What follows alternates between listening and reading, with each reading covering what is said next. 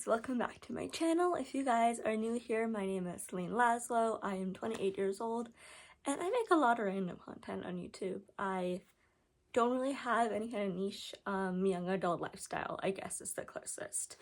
I do a lot of day in my life vlogs. I've done like acting vlogs, about acting videos, about dance videos. I've got a lot of things on this channel. But today we are going to do a life update because I kind of disappeared off the face of the YouTube planet, and I wanted to give you guys an update on where I've been and what I've been up to. So I feel like my last video could have been some point earlier this year. I honestly don't remember. But I have been busy with a lot of things. Grad school has gotten increasingly harder, as I kind of knew it would be. We were told ahead of time that our second year would be pretty hard, and it has been. I'm taking 3 years to finish instead of 2, so my in-person practicum doesn't start until next year. So I've mostly been doing schoolwork. I've been working at the high school that I've been working at for now 2.5 years. I also went to this high school as well as my brother did, and my mom worked there for a decade. So we are very well known within that high school, and just like the district in general. So I've been doing that. I was doing MMA at a kids gym, and I left that end of June, so I did a full year there. And I left mostly just because I had kind of outgrown the place. It was designed for younger kids, and I was 18 years older than the youngest one there. So like a decade young, almost 2 decades older. And then I was like 11 or 12 years older than the oldest child there. So, massive age difference. My real big focus was jiu-jitsu, and there it was more grappling side of judo. But we only had like a set of moves to do, and for someone like me who was learning a lot of other things outside of the gym that I couldn't bring in there because I was working with kids, it got boring for me. I only kept going because I really loved what I was doing. But it just got boring and it got old, but I really wanted to finish out a full year there. And so that's what I ended up doing. I transferred to my current gym, beginning of July, and oh my god, it's been fucking amazing. I train 3 to 4 times a week for an hour and a half, which was longer, but hour and a half is also great timing. It is Monday, Wednesday, Friday in the evening, and if there's open mat on Sundays in the morning, I do that. I get to finally learn all of the jiu-jitsu moves that I've always wanted to do, like the Kimura shoulder lock, the Americana shoulder lock, the rolling Kimura umplata, takedowns, pretty much like everything that I wanted to learn for a really long time, I get to actually do now. I get to do really cool chokes. It's been amazing. I truly love my entire family in the city location that I train at once a week, and then everyone in my local location. It's absolutely incredible. I could talk about this pretty much all day if someone gave me the chance. Why am I so short of breath today? Weird. I've been getting really short of breath lately. So it's mostly doing that. I finally had my fallopian tube removal surgery in September, and that's honestly been one of the best decisions I've made this year. It was surprisingly a super easy recovery. I think the surgery took a little over an hour, I was told. But my initial recovery was about a week long. I ended up taking the steri strips off after 5 days instead of leaving it on until they came off. So yeah, I was like fully healed that quickly. I think I went back to work the following week because I had my surgery on a Tuesday, and I didn't work for the rest of that week, and then I went back to work that following Monday, I believe. But sadly I had to take an entire month off of jiu-jitsu because it was an abdominal surgery and they did go through like the muscle and stuff because it was laparoscopic, but again, internal organs. And in jiu-jitsu there's a lot of sitting on people's stomach with mount, with knee on belly, a lot of things, and so for safety reasons it was better that I took a full month off. I could have taken 2 weeks, but that idea kind of freaked me out. So whole month off. Gonna be honest, not having it all in September really sucked. Because I was also on leave of absence from graduate school at the time, and so really all I had going on in September was work. Which is great, but subbing is very inconsistent, so there were many, many days where I wasn't doing anything at all. Let's see, I went on 2 solo trips this year, both to San Luis Obispo, which is my favorite place on earth. The first one I went to was in May. It was like end of May-ish. And I was dealing with really severe burnout due to a toxic friendship, which I'll get to. And just like burnout from graduate school. So I went on a week-long trip in May. I was still in a grad school class at the time. But the point of that trip was really just to get away from the toxic friend and journal and reflect and try to figure shit out. So I couldn't fully enjoy that trip the way that I wanted to. Plus I just started a new seizure med, and that really, really made me exhausted all the time. So that trip wasn't as fun as my second one was. I went again in excuse me, end of September, beginning of October, and that trip was fucking amazing. Like I said, didn't have graduate school at all, so I didn't have like any schoolwork to worry about. I really got to do what I wanted to do when I wanted to do it and how long I wanted to do it, within reason, obviously. But it was like, okay, the hostel usually like closes down at 11, and so I was allowed to go back because of my health, but I really tried to stay out for like those 5 hours, because they opened again at 4:30 or 4, I believe, 4:30. And so I was able to go out. I would go to Seeds a lot, which is my favorite restaurant there. I would go to Barnes and Nobles. I'd walk around and check out some of the clothing stores. Most of the time though, I was sitting in like bookstore, coffee shop kind of thing. There was a really cool place called Kreuzberg that I went to. That was a great coffee shop. On the note of Kreuzberg, a really funny story was I was wearing my jiu-jitsu t-shirt that says, "I don't need a weapon, I am one." And when I got to the counter to order my drink, one of the baristas also does the sport. And so he recognized it like right away. And the very first jiu-jitsu related question he asked me is, what is your favorite position? What's your favorite submission? What's your favorite choke? Which, from someone who does not do the sport and was like overhearing a conversation, it could sound really like BDSM related. So that cracked me up with those questions. And in case anyone watching is curious to know, I love pulling guard, so I guess that would be the bottom. But staying on the top position is honestly better. It's a more dominant position in most contexts, or every context. But I'm a guard puller. I can do a lot of cool chokes from there. I can do just a lot of my favorite stuff from there. My favorite submission. God, I don't know, honestly.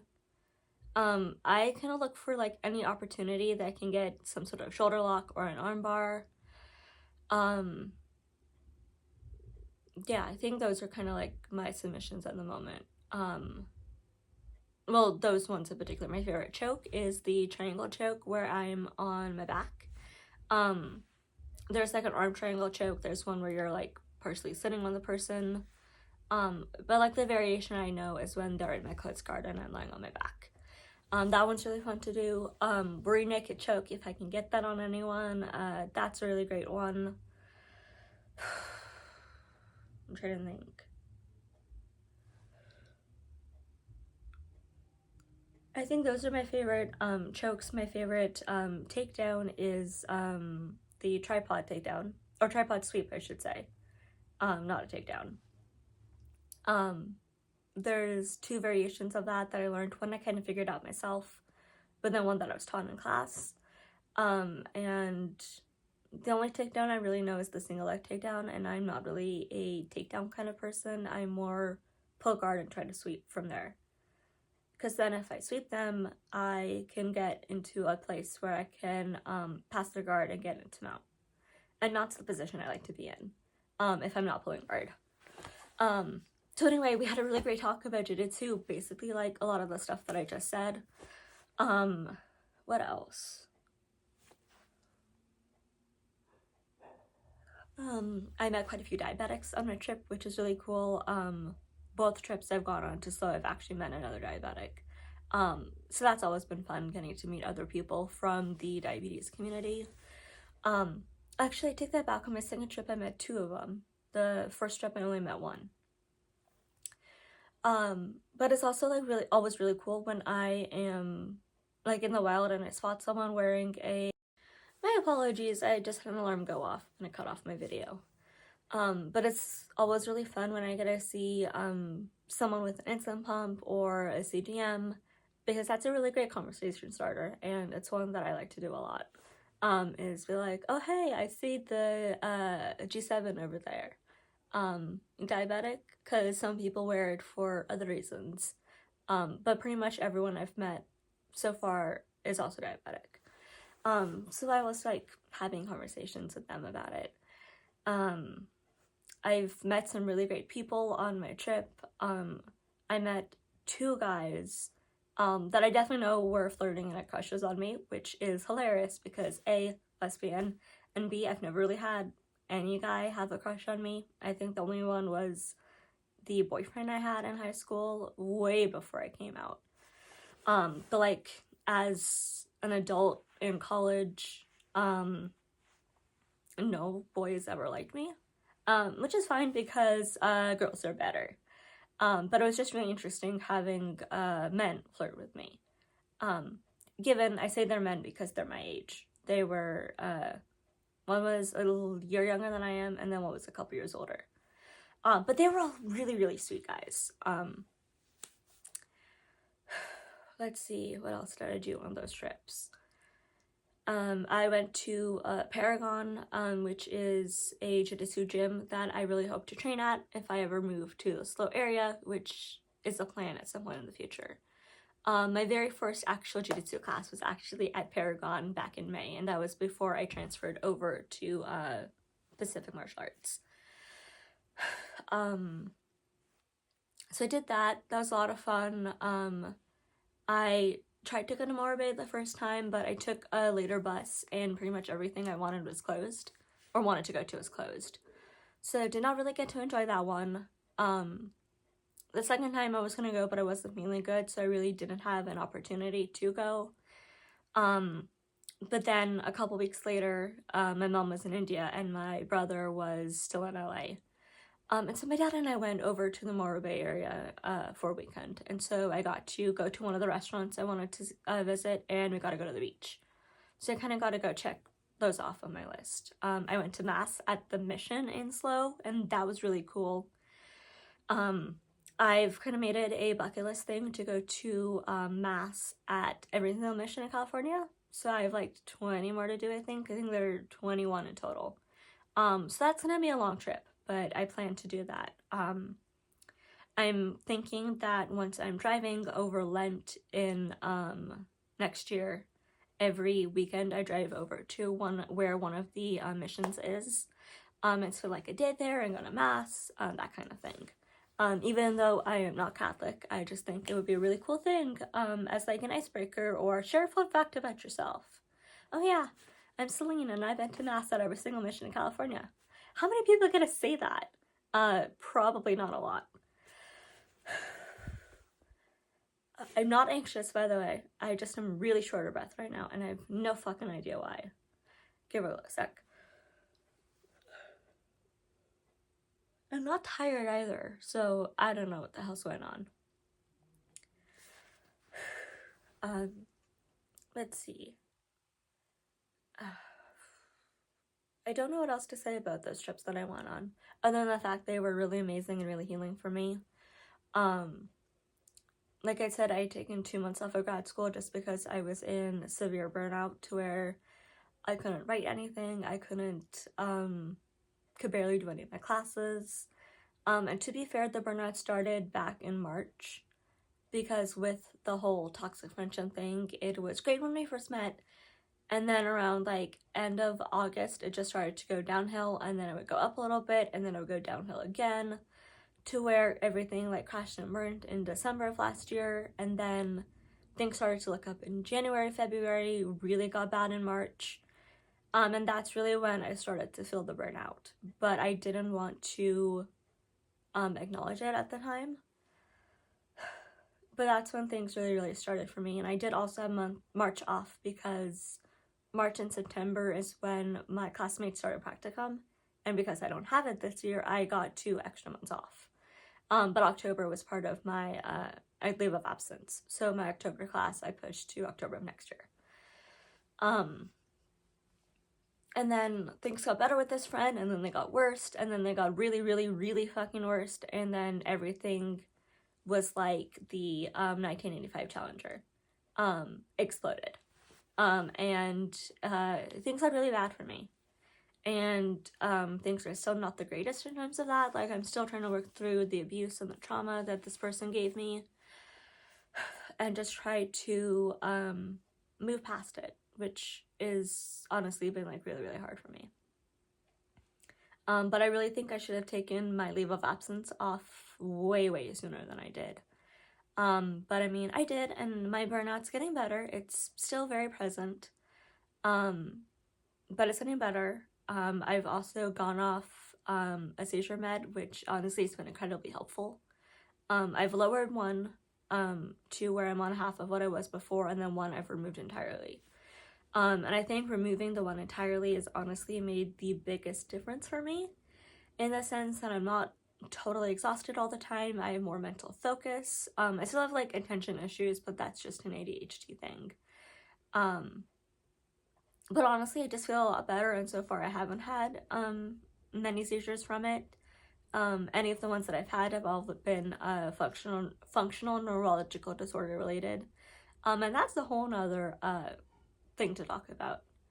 But on the note of FND, I got my custom wheelchair in end of August, actually like a month after my birthday. And that was fucking amazing, because it was entirely covered by my insurance, which is really amazing and surprising that my insurance covered everything. I mean, there were a couple like add-ons, like getting like the backpack for it and the transport adaptive bag underneath and the stickers and a couple other things that I added to my chair I had to pay for myself. But like the consultation for the wheelchair, all of the parts, everything fully funded by insurance. Paid $0, waited 5 weeks. I know a lot of people will really have to fight to get a wheelchair, and they'll wait like 6 months to 8 months. So the fact that I got mine in 5 weeks is amazing. The estimate that I got was 4 to 6 weeks, and I got it, it was closer to 6 weeks, because it was like 5 weeks and 2 days. But I got it so quick, and that was amazing. It's a Tight Light Aero Z.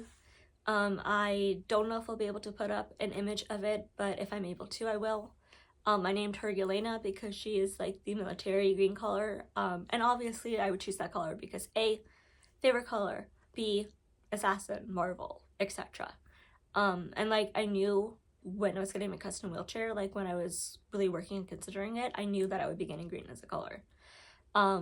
There was like a blood red color that would have been my backup, but I really badly wanted the green. And I fucking love it. I've taken these like scrapbooking stickers that are vines, and I've wrapped them around the front like footplate area of my wheelchair. On the side guards, I put floral ones. I got rainbow spokes because queer. Gotta have the queer signals there somewhere. I have just a backpack that fits on the back of my backrest. I have the transport adaptive bag underneath.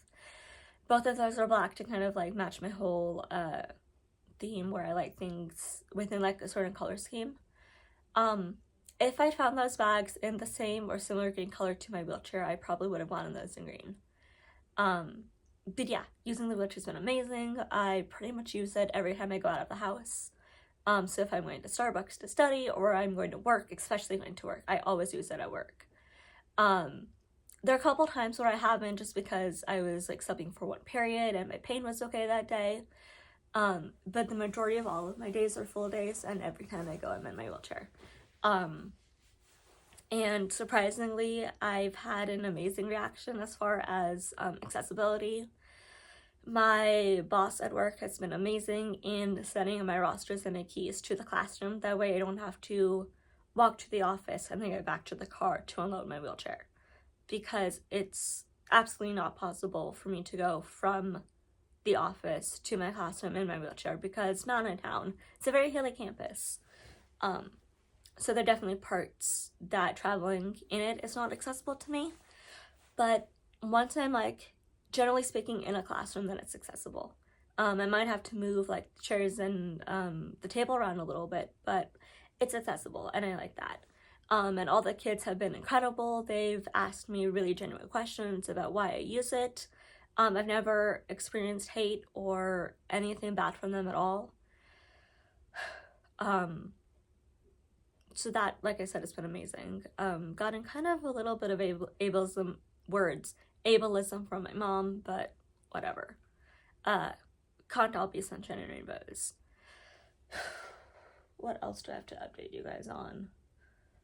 I dyed my hair, as you can probably tell. I dyed and cut it. It was maybe to like under my boobs, like partway down my back, earlier this year. But then I cut it because I'm growing out my undercut, and honestly, like, can't even really tell anymore. Like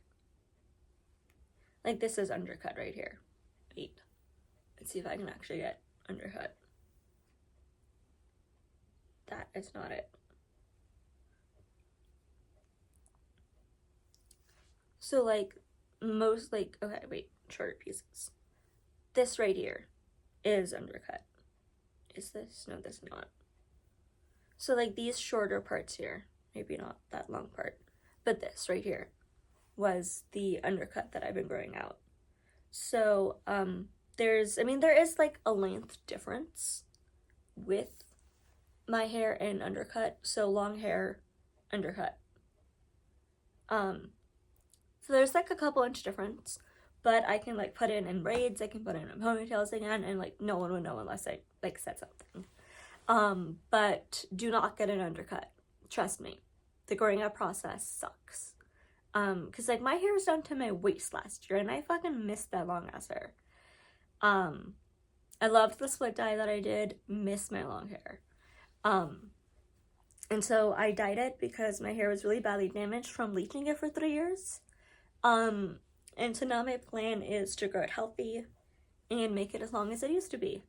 Like if you've seen any of my vlogs from 2021, 2022, I want my hair that length again. No, it would have been 2021 because that's when I had my dark natural hair color. Even like the ones from 2020, that's the hair I'm aiming for now. I used Overtone to dye my hair, and right now it's got like this weird, I don't know how well you can see it on camera, but it's got a weird like red tint to it. But I recently ordered the Black Velvet Overtone conditioner, so my hair will actually be fully black tomorrow. And that's like as close to my natural hair color as I can get using Overtone. So then it's probably just gonna be that, and then like I said, growing out my hair until it's as long as it used to be. I'm hoping to get in sections. I'm just waiting to hear back from a friend's mom to see if she'll put the sew-in ones for me. Because if not, I will have my really long hair a lot sooner. And pay a fraction of the cost of what my hairdresser told me it was going to be. She had told me, and this again was when I had blonde hair, she said it would have been like $800 total, $500 for the extensions alone, and then a couple $100 for installation and dyeing my hair. But that would have been like a year-long investment to invest the $500 now. because I don't know how much dyeing she would have had to do after putting in the extensions. But I don't got the kind of money just lying around. But one of my friends from church, Siri, is planning to do extensions, and her mom was going to put them in for her. So I'm waiting to hear back from her mom to see if her mom will do mine for me. What else do I have to say? God, I feel like there's a lot of other life update stuff that I'm thinking of that I can't think of off the top of my head. So I'm just gonna close it out for here right now. I'm sure I will have like more life update things to say in a future video. But I hope that, guys, gives you an update as to where I've been. I'm going to attempt to start making my vlogs again, but to be fair, I hate the editing process. It's a lot of work for me. It's really complicated, and I don't have anyone to do that editing for me. And that's also kind of why I haven't gone on vlogs. It's just because the editing process really sucks.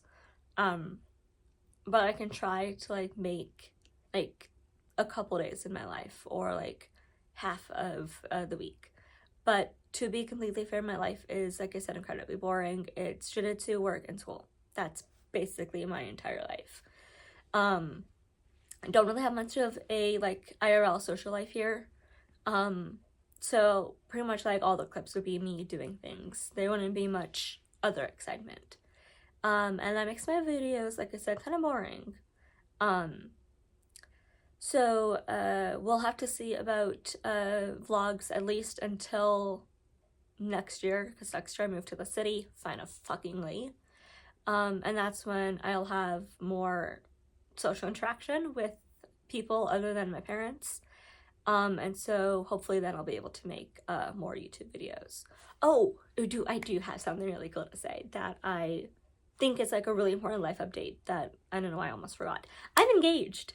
I'm not wearing my engagement ring at the moment, but my girlfriend, now fiance, Aura, and I got engaged maybe a month ago. It was beginning of November, so less than a month ago, which is incredibly exciting for the two of us. She's still on the East Coast, and we're working on getting her to move to California in the next year.